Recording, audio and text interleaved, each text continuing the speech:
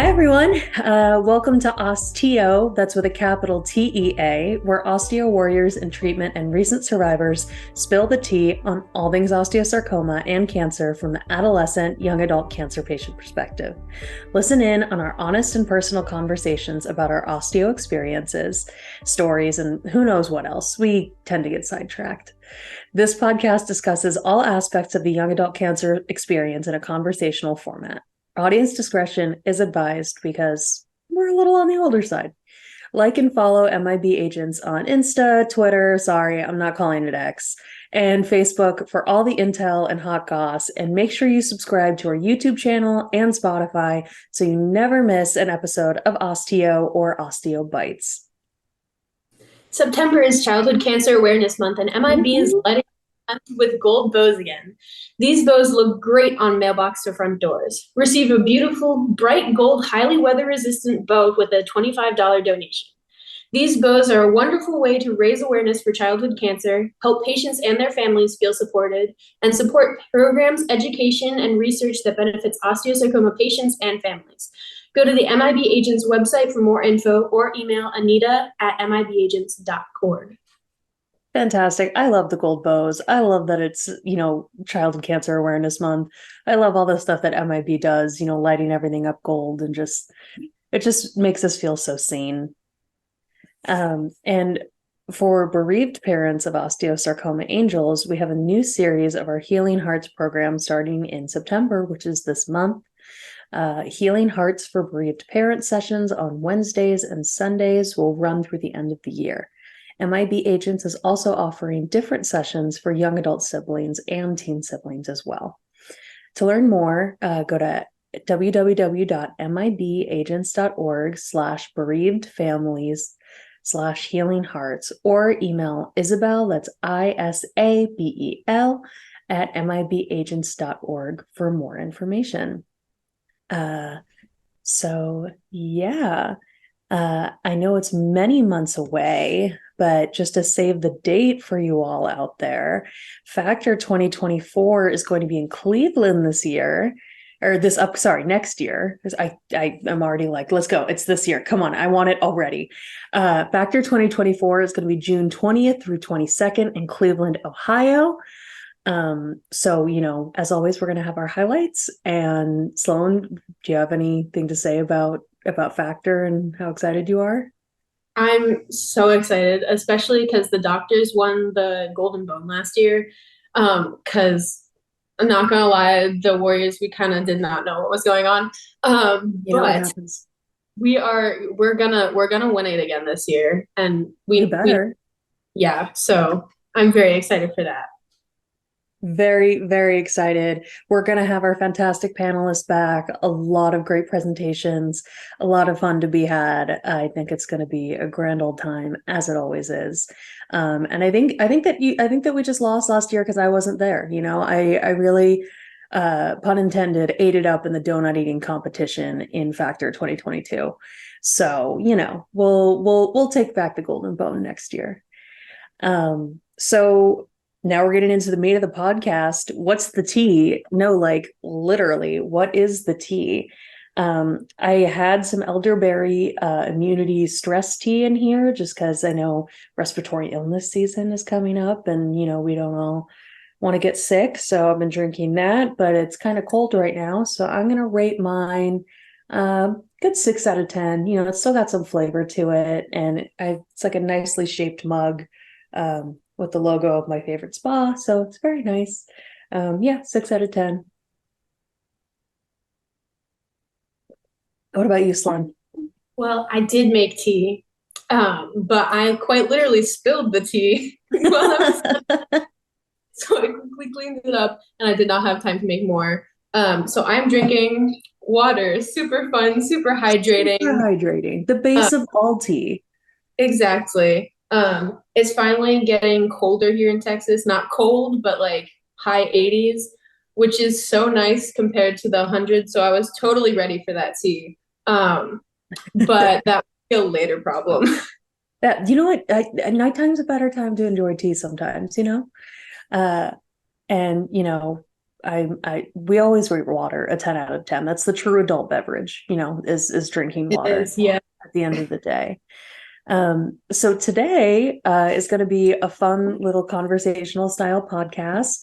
We're going to be discussing a few topics that can really get under our skin on a day-to-day basis, just kind of how we cope with these annoyances. Can also be things we're grateful for. We're really just going with the flow here. Basically, the idea for these Gab sessions, hopefully we'll have a few more of them down the line, is just kind of to speak about, the little day-to-day things that maybe wouldn't take up a whole episode. So it's really just truly a look into our lives as osteo warriors. And yeah. So Sloan, is there anything that's been getting under your skin lately or anything that's like a day-to-day thing where you're just like, ugh? Well, I don't know if it's a day-to-day thing, but when I tell people like I had cancer, especially millennials, people closer to my age, they immediately go like, "Oh, like The Fault in Our Stars." Yes. And I hate that movie. It is such bad representation. I wrote a whole paper on how it's such a bad representation of youth So with cancer bad. in the media. And I It feel does like, raise awareness, but at the same time, we don't look like that. yeah, it's such an interesting like phenomenon because like when I started treatment in 2017, there was this Netflix show, Alexa and Katie, that had just come out, and it's supposed to be about a teenager that like has cancer and is going to high school and is trying to figure it all out, but it is so incorrect. Like she's underage, but she goes to chemos by herself. She does not have anyone sign her out of the hospital. Like they had this whole thing where she can't go to prom because she's immunosuppressed, but then everyone wears masks and it's fine. And I'm like, That's not, I mean, masks help, but that's not how that exactly. works. Like it's it was just such a confusing thing because I watched it because I was like at that point where I wanted to see people like me. I wanted Yeah. to get that experience. But then as I was watching it, I was like, why does this make me feel worse about myself? It's Like, almost like, yeah, it's almost like they watered it down to make it as palatable as possible, but that's not our true lived experience. Our true lived experience is rather difficult. But at the same time, it can be really mundane. So I understand why it's like, oh, it shows solidarity with the community that everyone's wearing masks this episode so she can go to prom.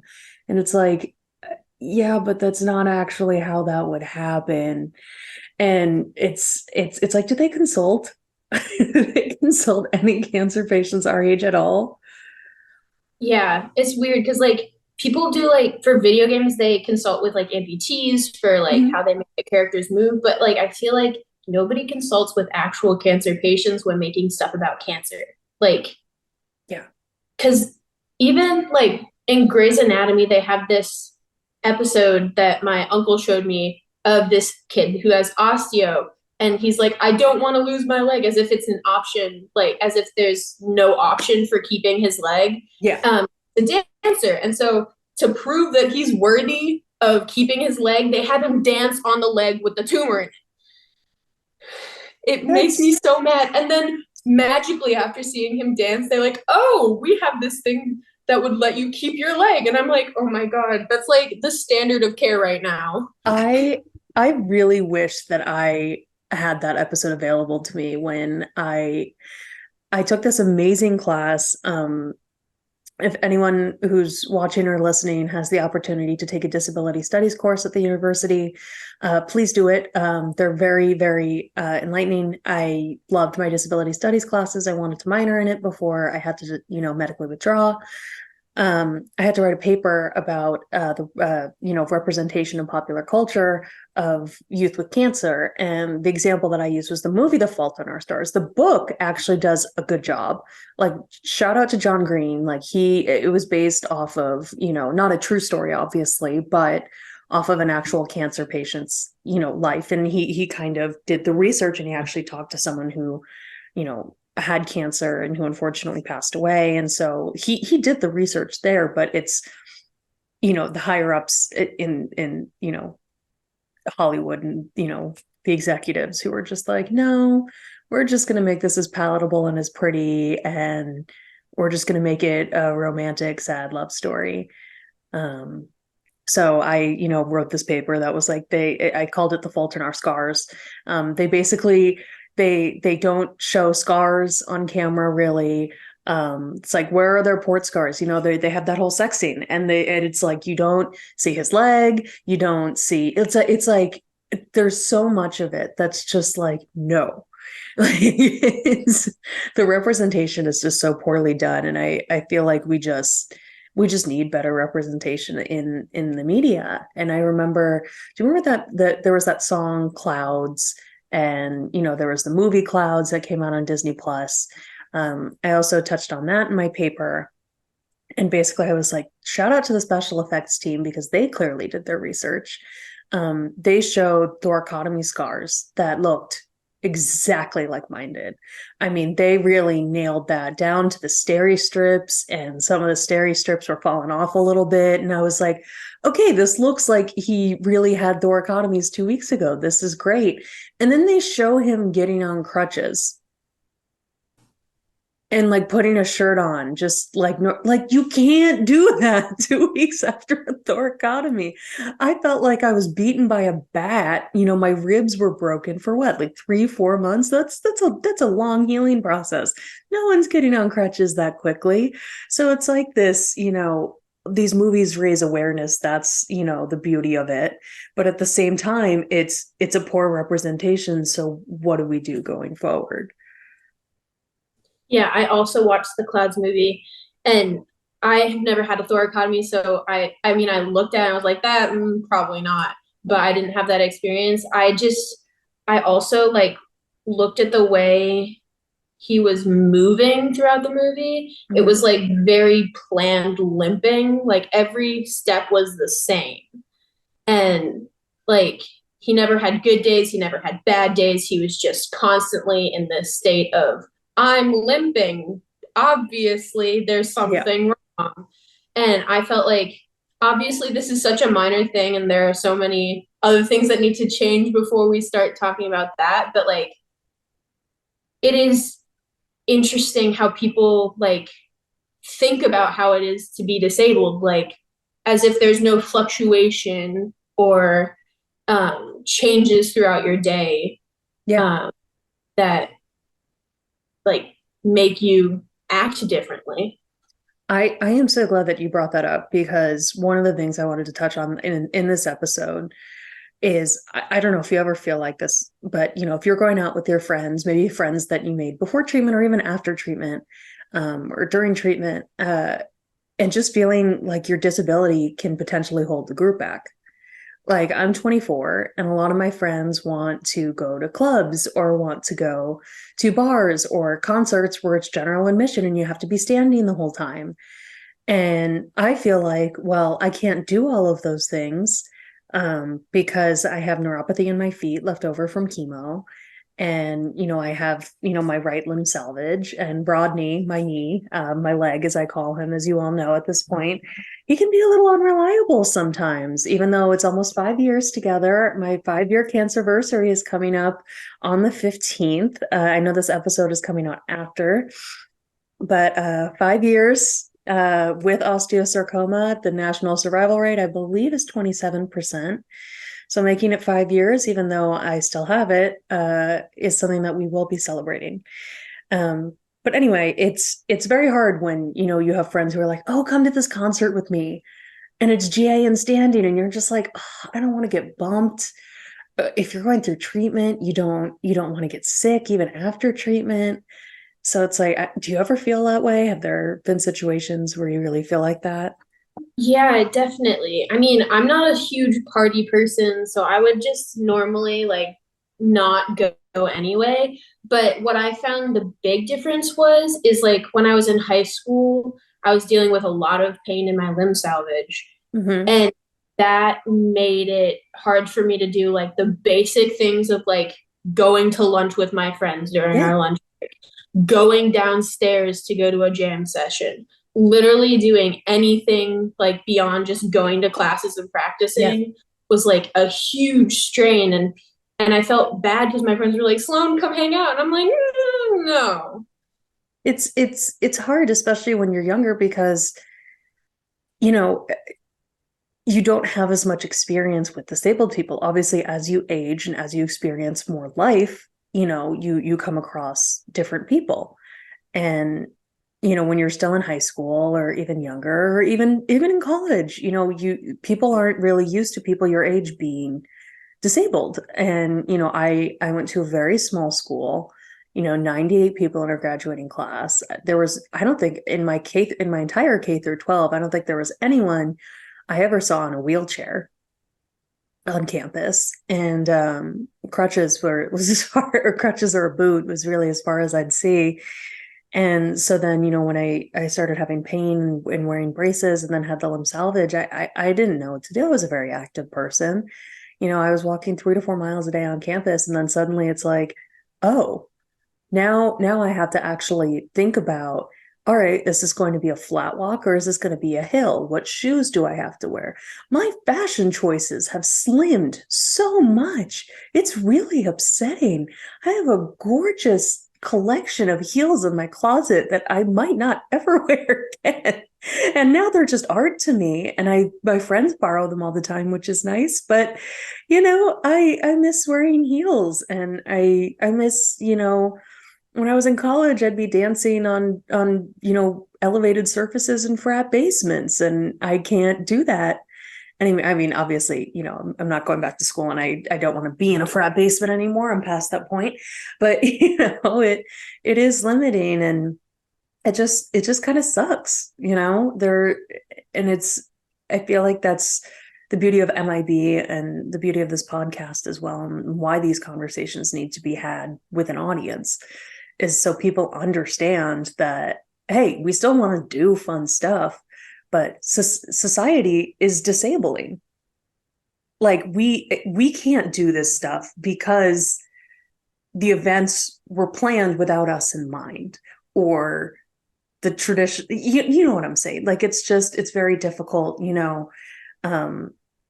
like even blocked off streets for events. Like my mom was really sweet. She bought my girlfriend and I tickets to go to LA Pride, which was a music festival. We saw King Princess and Mariah Carey. It was great.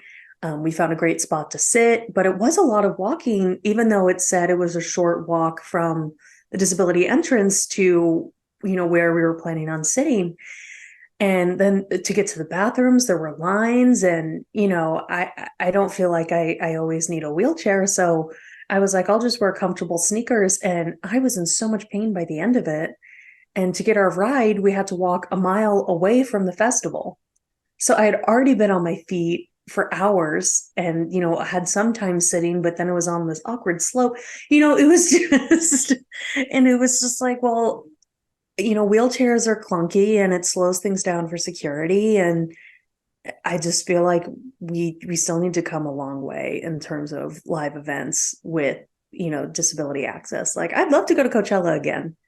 I had the best time, I'd love to do something like that again with my friends, but we got the short end of the stick on that deal. Yeah, and I feel like I felt like college, like, oh, my college was like, we're disability friendly, we're very accessible. Like, they're like, all our buildings are accessible, all of this kind of stuff. And then I got here and they were like, oh, you have two classes next to each other that are 10 minutes apart. It takes an able-bodied person 10 minutes to get there. Yeah. Without bathroom breaks, any problems. I'm like, in my field, it takes me 30 minutes or more. I'm not going to be able to get there in time. Yeah. And when I applied for this accommodation to do like remote access, so like being on Zoom while the rest of the people are in person, they were like, we denied this because we think it would be better for you to be late to your other classes every single day by at least 20 minutes than take this one class online. And I was like, but you do realize if I'm 20 minutes late or 30 minutes late to a 50-minute class, I'm going to immediately fail out of it. Like, and unfortunately, not all professors are understanding. exactly. I'm like, this is completely inaccessible. And then it was just like such a wake up call to the idea that my college doesn't want to help me. Yeah. Even though they say they do, they really don't. Yeah. They want to make it as easy as possible for them and To still be say able that to, they do. yeah, to say that they help us by giving us the easy accommodations and then not pushing for us to actually get the same amount of education as our peers. Yeah. And I feel like that same kind of inaccessibility like goes to the real world and like public events, like so many things are just so inaccessible, whether it be time, like actual distance or Yeah. terrain. And everyone's like, oh, but you can technically do it, so why not? And it becomes our responsibility to do all of the planning. Yes. And whereas other people don't even need to think about it. Like I live in LA. It's a great city. Thankfully, even though my limb salvage is on the right, I still have good control of my foot. So I am able to drive. I love to drive, which is a necessity in LA. Um, but we went shopping together early on in our relationship, and we were on Melrose, and that's one of her favorite places to hang out. But a lot of it's walking, and I didn't realize how many stores you had to stand in line for because it was the weekend. So a lot of people, were out and about and shopping, and it was kind of like spring break time. So there were a lot of people, and obviously we'd only been dating for a couple of months, so she didn't fully know my limitations.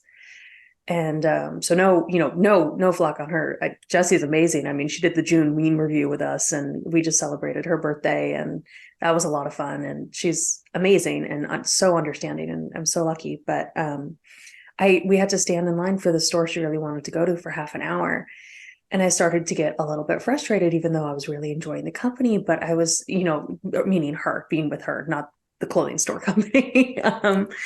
But I was just like, I was frustrated with myself because I was like, this is ridiculous. I should be able to wait half an hour so my girlfriend can try on this dress that she's been looking for months, and they have it in stock, and I want her to get it. And it was just like, they didn't have any waiting seats. It wasn't any, so there was nothing we could really do. And so it just, I don't know. I just really wish that, you know, more people were taking the, like consciously making the effort to include people with all different types of bodies and all different types of disabilities into infrastructure planning, into event planning, into, I feel like at the end of the day, it's like we just want to live as normal of a life as possible because we haven't changed as people. It's just that our abilities have. And it's society that's limiting, not what we've had done to save our lives. Yeah, I think that brings up like the idea of age within disability. Mm-hmm. Like, especially when I had limb salvage, when How I old was were you when you had your limb salvage? I was 12. Mm-hmm. Um, and I had it for 6 years. I had my leg amputated in March. Mm-hmm. And especially when I was younger and until I amputated my leg, I would take public transit to school, all of that kind of stuff. And I would like ask, I was in shorts, you could clearly see my scar. I would ask people like if it was a bad leg day, I would be like, can you give me your seat, please? I need to sit down. And they would be like, no. I'm like, but I'm disabled. You're in the disabled seat. And they're like, but you don't look disabled. You're too young. I'm like, do you see the scar? It's not there for aesthetic Yeah. purposes. It means that I'm actually disabled and I need to sit down. Yeah. And it was just always like a constant struggle. But then there was like, as soon as I got on crutches, people would like part ways for me. And Yeah. I'm like, that should not be what qualifies you as disabled. Not all Like, disabilities are visible. exactly. I'm like, if I didn't have that scar, no one would ever do that for me. The little kid going places, they're like, oh, whatever. You can stand. Yeah. Like, I can, but for how long? And especially if you're standing on like a bus, the road could be bumpy. There could be a sudden turn. What if there's an accident? And limb salvages, they're not as sturdy as real, joints, real bone. So your risk of falling is higher, and that could be a liability for, the transit. It just baffles me that there's not more accommodations. And I know that there are so many people out there who are incredible advocates, and I applaud them. But the progress is just really slow. And I've seen, again, I live in LA. I've seen some really great billboards out there. Recently, I wish I remember the name of the group, but they're saying that there's like there's no DEI, like the diversity, and there's none of that without including people with disabilities, and including invisible disabilities, and mental health, and just we just need to broaden the discussions. And I feel like that brings up the I wouldn't even know that you're sick. People think that's a compliment. And I know that they mean well. People say it to me all the time. I don't know if you get it all the time, but I do. And it just drives me crazy after a while. It's like, yeah, I have cancer. I'm not ugly. I don't know what to tell you. And I'm not saying that people who do are.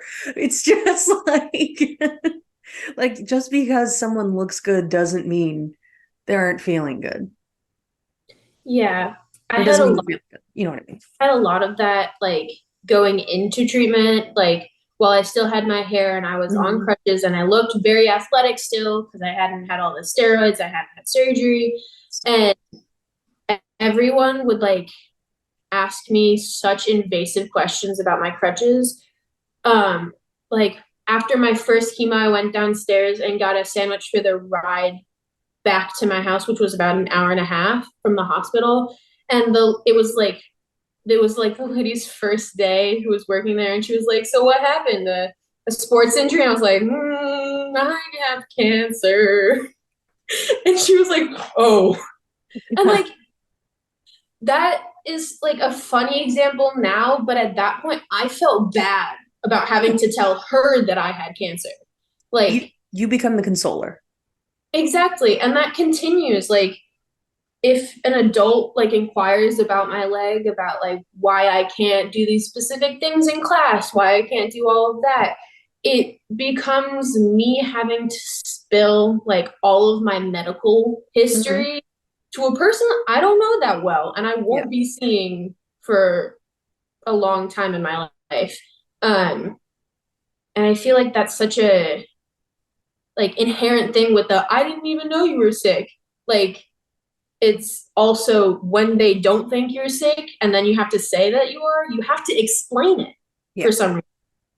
And I feel like that's even worse than the I didn't think you were sick. I It's know, I agree. And it's hard because, there are so few of us. Thankfully, there are so few of us, but at the same time, there are so few of us that people encounter on, a day-to-day basis, or just throughout their lives, of, young adults with cancer or adolescents with cancer. And so they're probably going to want to have questions. And we have to be our own advocates because there aren't that many of us. And yeah. so it's like, but what if you don't have the emotional bandwidth to be like, hey, this is what my life is like? And it's like, oh, did you need chemo or radiation? And it's like, yeah, I needed chemo. I've had these procedures and that procedures. And, and then it just becomes this whole long list, and you just feel like a downer. And, like I was at my girlfriend's birthday party. I was at Jesse's birthday party, and some of her friends didn't really know the full story. And so then it was just like, well, this is about celebrating her. It's not about me being like, I'm her girlfriend with cancer. And that's, why I was so happy that there were places for me to sit in the apartment. You know what I mean? Like, it's not. And it becomes relevant when you're telling stories. And then it's like, you just gotta, come out as having cancer. And, I was like, in some situations, it's more awkward than being like, obviously, because I live in LA, it's a very liberal place. It's very progressive. I'm very grateful. But, I am queer. And so it's like, I feel like it's easier to be like, and I'm not trying to diminish. I know the queer struggle because I am. But what I'm trying to say is it's sometimes in our age group, it's just harder to explain our disabilities than it is our sexualities. And so I'm just like, this is so weird. And so, it's just, I don't know.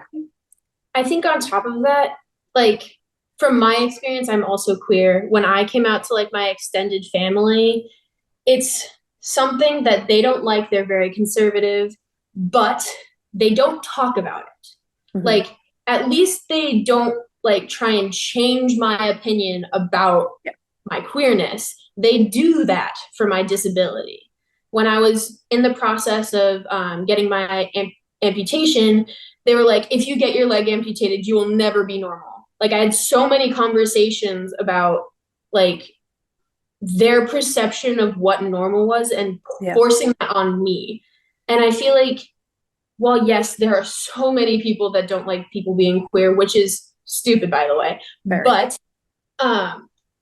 when people think that your disability can be changed in some way, or they feel like they have rights to explain their side on what your life is like, it gets even worse. Like, because if you don't like people being queer, a lot of the time they either don't talk to you or don't talk about it. Yeah. But people talk so much about your disability when you're there, when you're not there, and it's none of their business. Yeah.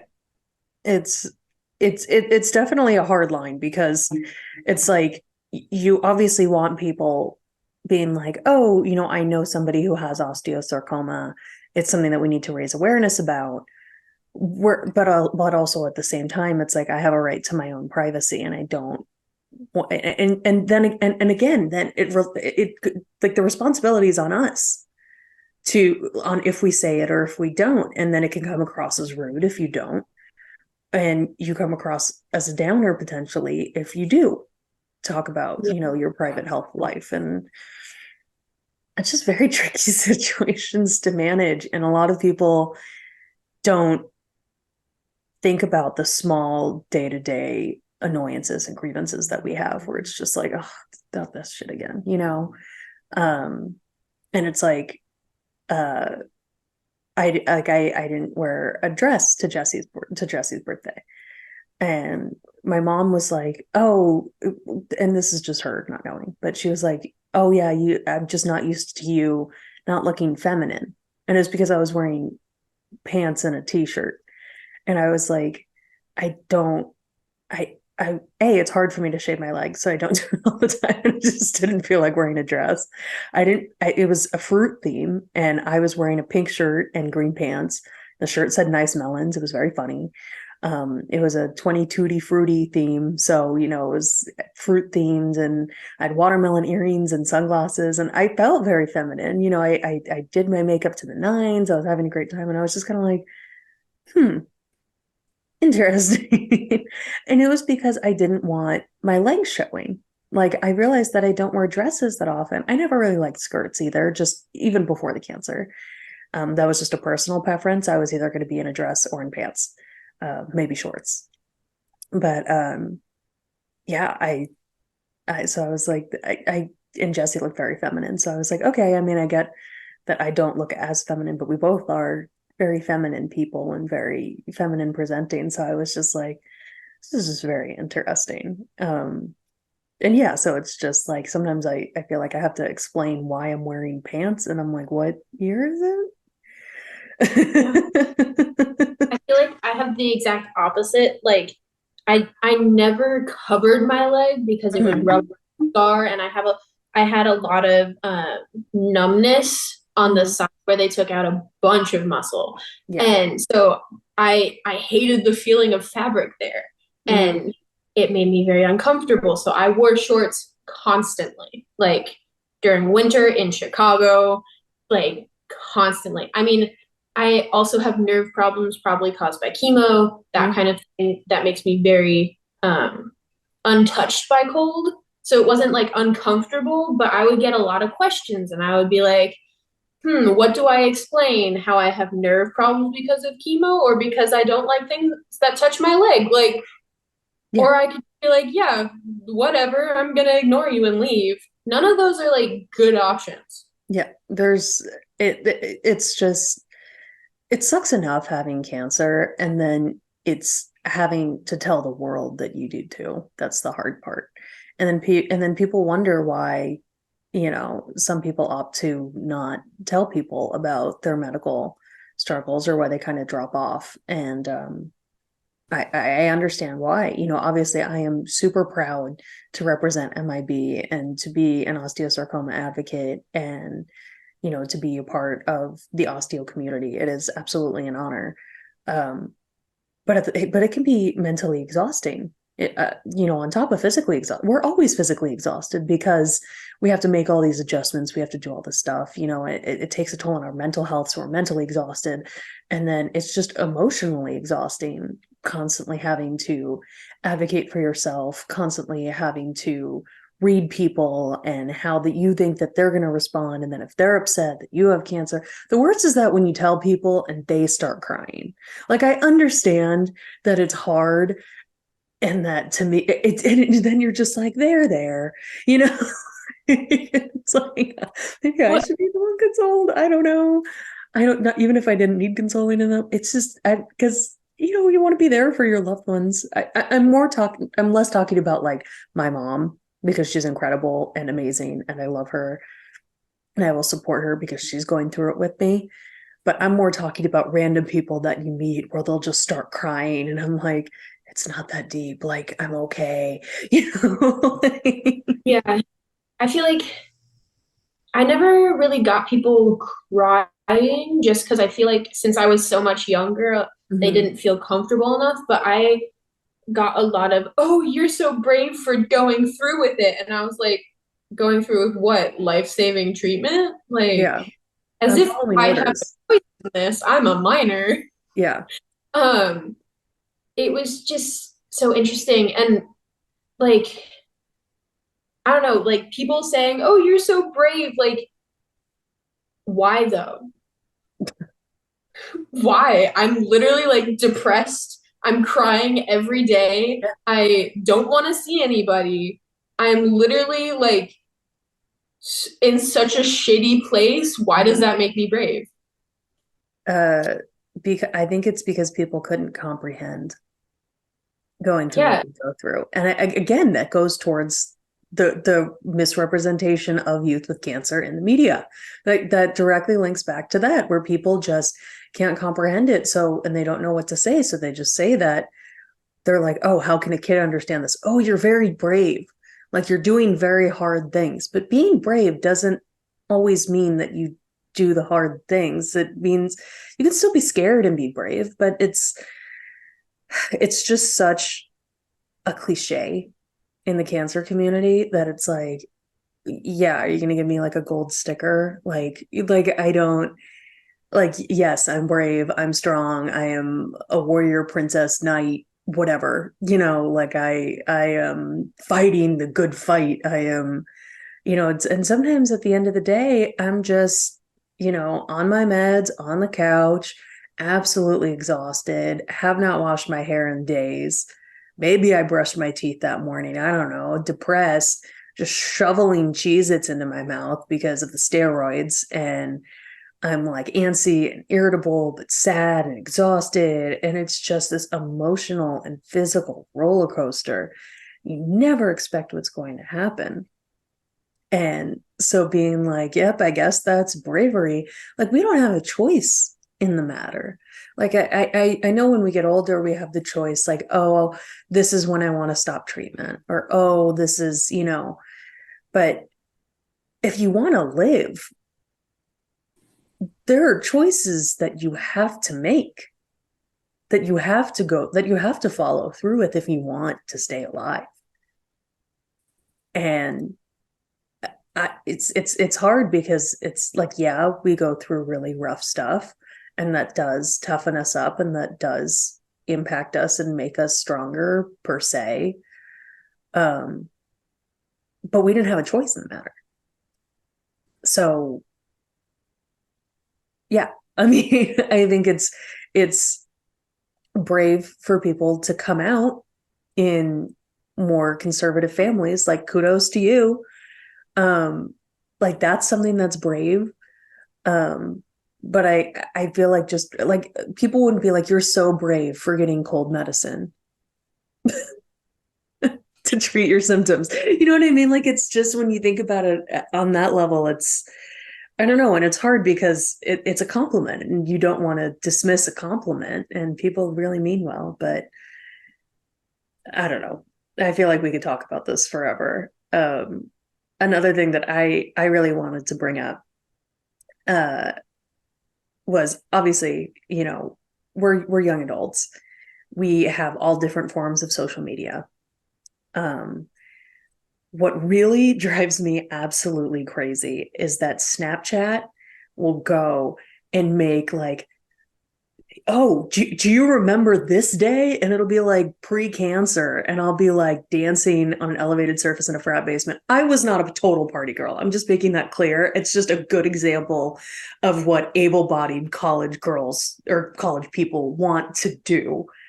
Like, not all of them, but you know what I mean? Like, if you're, wanting to go out and have fun with your friends and dance, those are memories that are that I'm glad I made. But if you're having a bad day, that pops up on your phone. You're like, oh, I wonder what this memory is. And then you're depressed for 2 weeks because you saw it. And it's like, I don't know how to turn this off. And you never know what you're going to get.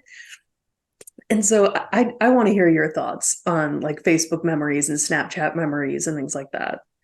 I never really, since I was so young, I didn't have social media before treatment. But I think it is interesting, like looking back on my mom's posts when I was little, Yeah. like people's reactions to like my baseball playing, for example.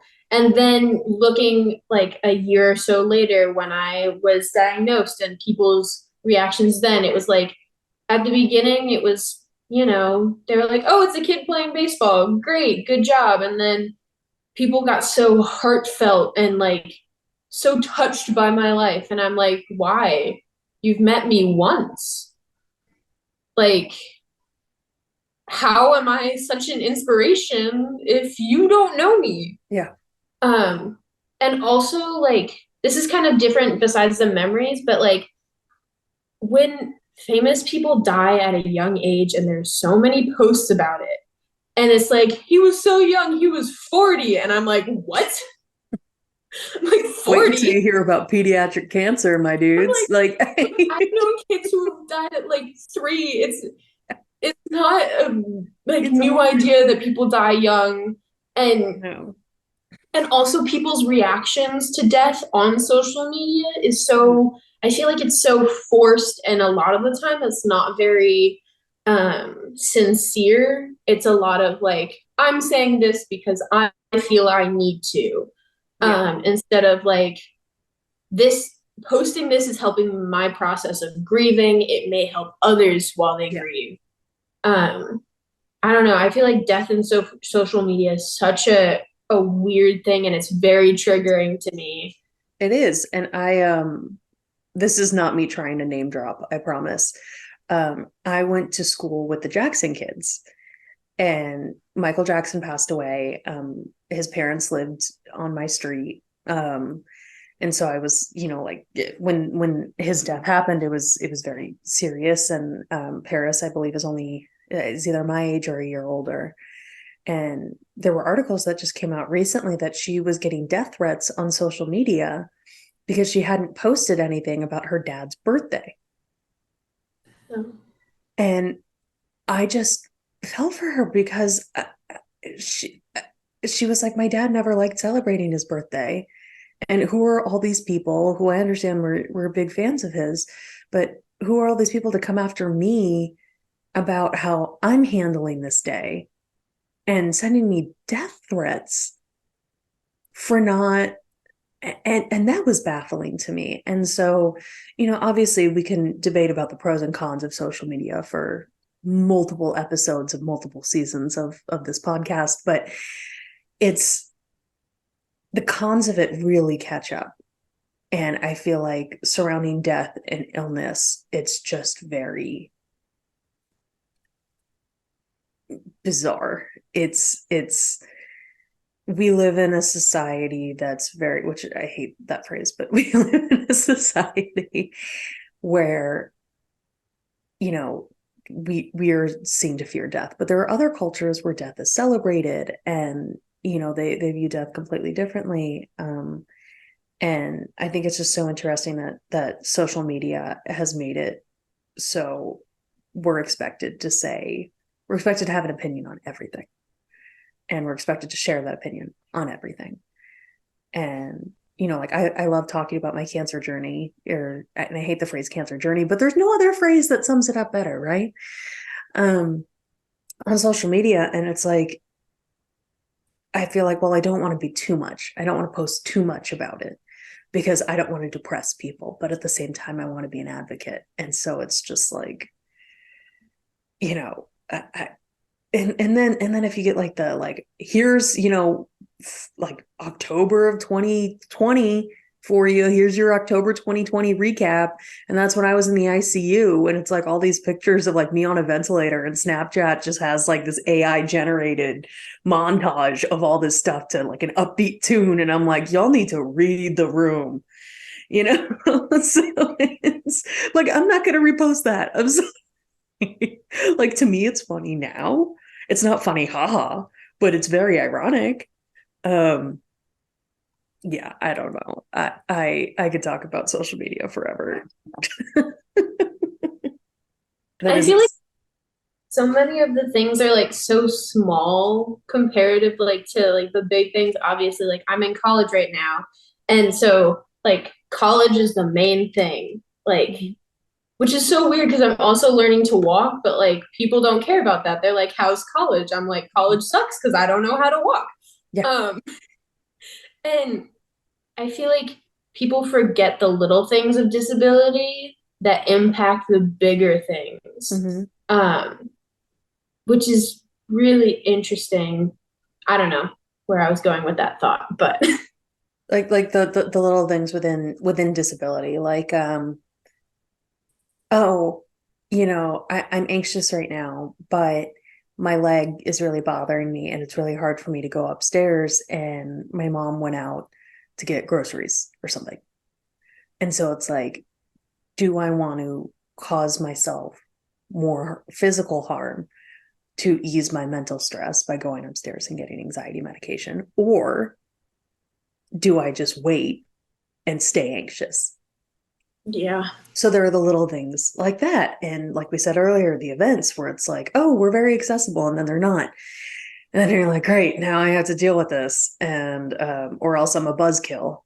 Um, and just, I feel relearning how to walk, I can only imagine. I mean, learning how to walk again with my limb salvage was bad. And so I can only imagine with an amputation. Like, what are the little things that you've noticed so far? Like I feel like I'm more visible now, especially since I'm using a wheelchair more. I obviously am disabled. Like there's a giant piece of metal attached to my leg. Yeah. Um, but people ask me about it less because they're scared of Mm. it for some reason. I think it may be like the idea of like if I acknowledge it, then I'm acknowledging that it could happen to me Mm. and all of that. But you get worse looks. You hear people talking about you behind your back, which I hate. Like, And it's I get, harder to pivot to see to go back and talk to them. yeah. So, like, I am eating at a cafeteria and there's a group of people that walk by, whatever. Then they stop behind me, start whispering to each other. I hear leg, I turn around, they're pointing at me. And I'm like, I'm trying to eat lunch before I go to my next class. Like, what's up with that? Not a zoo And, animal. and this is something, it makes sense, but I feel very weird about it. In my classes, everyone knows me. No one knows each other, but everyone knows me because I'm the kid with the disability. So teachers during roll call, especially the first week or so, they were like, whoever's name, and then they would go Sloan. And I'm like, you know I'm here. Just skip over me. And like at cafeterias, everyone knows who I am. Like the people who work there, they know me by name. They know when I come in to eat. They know if I need help. Like, and it's only been like 4 weeks of class. And it's great that they know to help. It's great that you have people who are willing to support you, but it's annoying being seen that much. It's great, and it's also like I didn't ask for this attention. And also something I found is kids, like able-bodied kids, kind of get offended that I get more attention. They get mad that teachers know me but don't know them. I'm like, do you want to be the kid in the ugly ass wheelchair and a prosthetic leg who can't walk very well? Like, what are you rolling with? A drive? The drives are pretty comfortable. I don't know what it's called. It's a secondhand, very old electric wheelchair. Oh, okay. So you've got a motor in there. I see you. Yes. So I got a custom wheelchair from New Motion. Nice. And I was using it at home, fine. And then I got to school. Every single surface is slanted, uphill, rocky. Yeah. I physically cannot get places in it. Like I get stuck and I have to wait for strangers to push me. And I was like, this is not going to work. It's going to take too long to get to class. And then I'll have blisters on my hands. So I can't play piano correctly. I can't play the violin. Two things that are very important for my career path. And so I, like the week before school, I went to my mom. I was like, I need an electric wheelchair. I need something. And my insurance like denied my prosthetic two or three times because I had a wheelchair.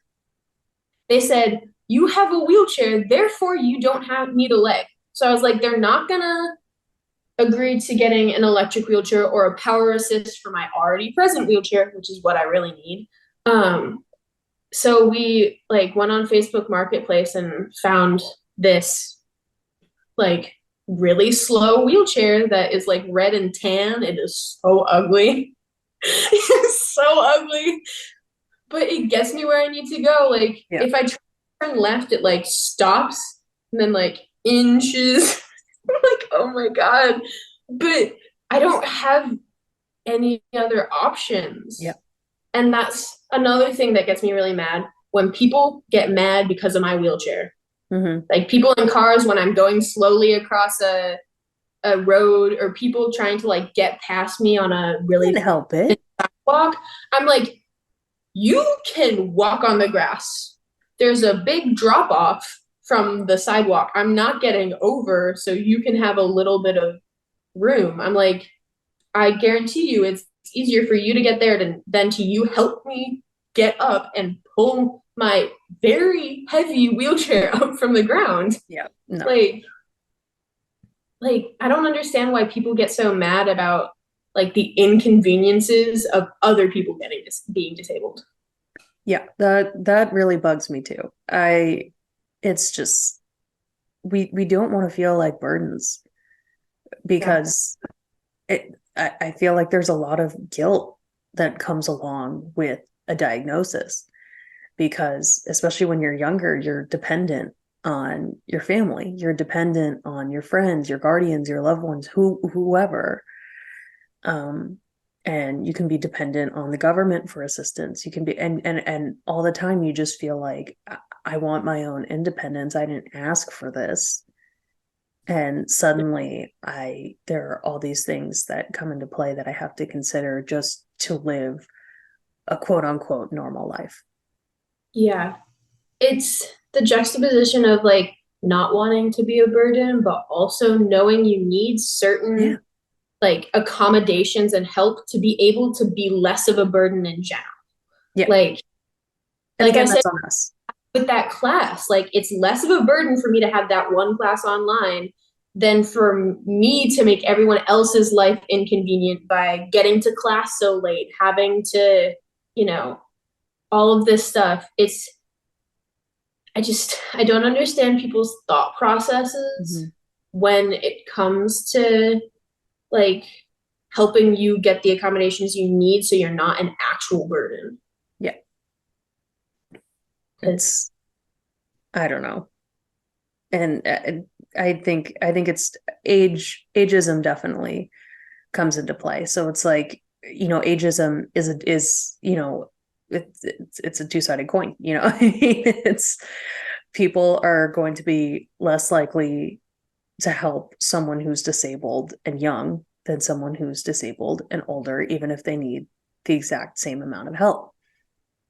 Yes. And people are more likely to hire younger people than older people.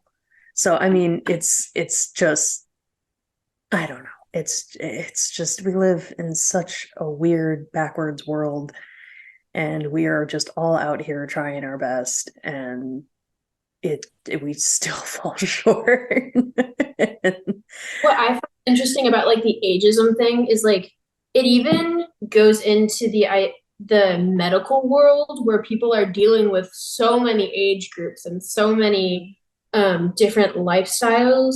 They still like, even if they know you have a problem and they like are trying to help, they're still gonna reject certain things because of your age. Yeah. Like my surgeon said that they wouldn't amputate my leg because I was a teenage girl and I didn't know my body yet. And I was like, if I were 50, would that make a difference? Like, yeah. I would know more about the pain I'm in, but I've been having this pain since I was 12. So I've had 6 years, kind of seems like I would know. But the fact that it is so embedded in society that it goes into the people that are working with it most is very concerning. It is very concerning. There are so many changes that need to be made in the medical environment, in day-to-day life. In life is a little wonky, and life as a young adult nowadays is wonky regardless of disability and what you're going through. And we are, you're Gen Z like me, we're the most depressed generation. We are the most anxious generation. We are, there's so many mental health issues that we face, and without the cancer. So then you throw in the cancer and you're just like, great, what do I want to do? I remember I was texting one of my best friends, and I texted this to Jesse too, just because I thought it was so real. It's like, life is really silly and it sucks ass. It sucks ass a lot of the time. But the people you love who love you back, they make it worth it. So as much as life can suck, at least we have each other to enjoy the happy moments and to suffer through the not so happy moments. But we're together. So cheers to that. This is also now just water. So we're both water twins now. But yeah, that was our Gab Sesh. I can't believe the time went so quickly. There are just so many little things that people don't think about that we have to deal with. And I hope that this sheds some perspective on people who maybe are outside of the osTEAo community who come across this podcast, or if there are people within the community and this makes them feel more heard, or you want to reach out to any of us, you can, go to MIB's socials. We're usually just at MIB Agents. You can just reach out to us there. If you have anything that you want us to talk about on osTEAo, please reach out to us. We are here to listen and to advocate and to exist and to live, to laugh, to love. And we're out here. So hopefully we'll have more Gab Seshes where we can just chit chat and have a more open conversation rather than something more structured where it's just one topic. I think that this was awesome. I hope that you do too, and I hope that our listeners / watchers do as well. As always, that's the tea that we have spilled today. Please join us next month for our next episode. And obviously, follow all of the things on social media, YouTube, Spotify, to keep updated with all your MIB community. And yeah, thank you for joining us today. Sloan, thank you so much for coming in and chatting with me today. It has been an absolute honor. And yeah, I'll see you all soon.